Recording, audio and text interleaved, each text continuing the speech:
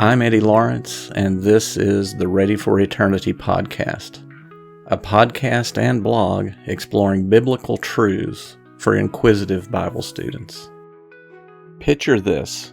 It's 1783, and you're an American who just fought in a war to break free from British rule. Your new nation celebrates independence, but every Sunday you still pray for the King of England in church. This was the strange reality facing American Anglicans after the Revolution. They had a problem that went beyond politics. The Church of England wasn't just their spiritual home. It was legally tied to the British crown. And the king wasn't just a symbolic figurehead. He was literally the head of their church. And suddenly, this arrangement was no longer feasible. Anglicanism, that is, the Church of England, had deep roots in the American colonies. It was the established church in many regions, particularly in the South. Virginia planters, New York merchants, and Maryland farmers all had the Anglican tradition in common. They used the Book of Common Prayer, followed the liturgy of the Church of England, and took their religious lead from the British crown. A major problem was that the Anglican clergy took oaths of allegiance to the British monarch. Church governance flowed from London. Even the authority to ordain new priests came from the English bishops. When the colonies declared independence in 1776, this entire system began to collapse. American Anglicans faced an identity crisis.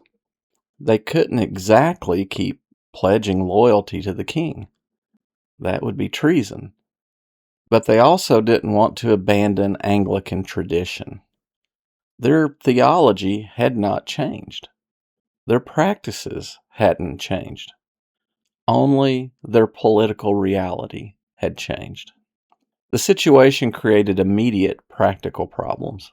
Without bishops loyal to the British crown, who would ordain new clergy? Without connection to England, who would lead the American churches? These were urgent organizational needs. The solution required creativity and compromise. American Anglicans needed to rebuild their church structure from the ground up. They wanted to preserve what they valued while cutting ties with England. They had to create something both familiar and entirely new. In 1789, American Anglicans officially formed the Episcopal Church. The name itself signaled continuity and change. The word Episcopal comes from the Greek word for bishop. It emphasized their retained belief in bishops as church leaders, but it dropped any reference to England. The new church kept the bones of Anglican tradition. They maintained the three-order ministry of bishops, priests, and deacons, and American Anglicans continued using the Book of Common Prayer, though adapted for American use.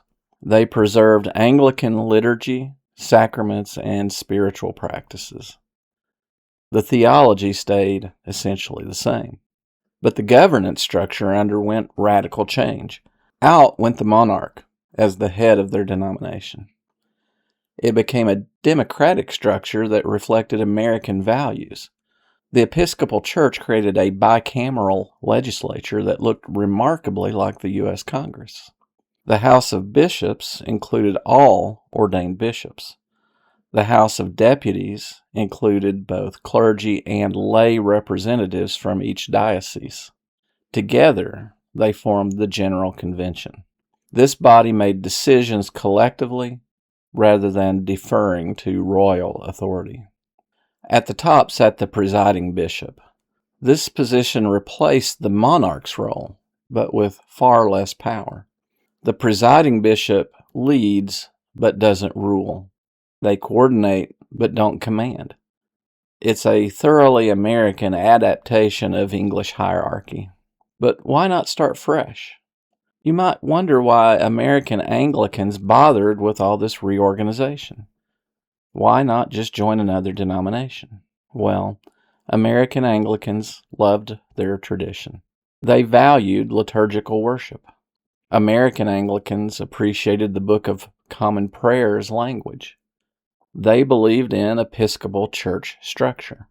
The Revolution didn't change any of those convictions. It only changed who could be in charge. So, they did what Americans do best. They adapted. They kept what worked and discarded what didn't. The structure they created in 1789 solved an immediate problem. American Anglicans couldn't pledge allegiance to a foreign monarch. So they built something that answered to no crown at all. The allegiance to the British monarch ended. American Anglicans faced a choice between abandoning their tradition or reinventing it. They chose reinvention. The result was a denomination that looked backward and forward simultaneously. The Episcopal Church was born in 1789, solving a political problem while preserving a religious tradition.